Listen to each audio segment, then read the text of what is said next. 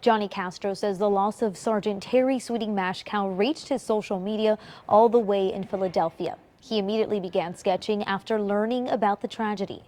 From all the way in Philadelphia, thousands of portraits telling a story of fallen first responders. Johnny Castro is the man behind these pieces. And his most recent of Sergeant Terry Sweeting Mashkow. What makes it so special is just the fact that she was given that sergeant rank for, giving her life in the line of duty, her selfless service and her heroism. Sergeant Sweeting Mashkow was shot and killed Friday while serving an eviction notice in the Bermuda Club community off A1A.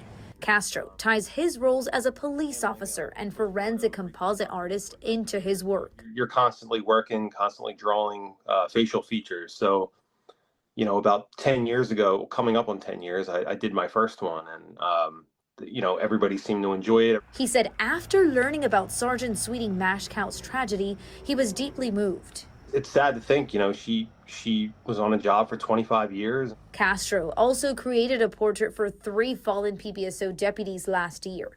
Today, he's painted more than 2,000 pieces. What do you hope loved ones say or feel when they see this portrait that you created?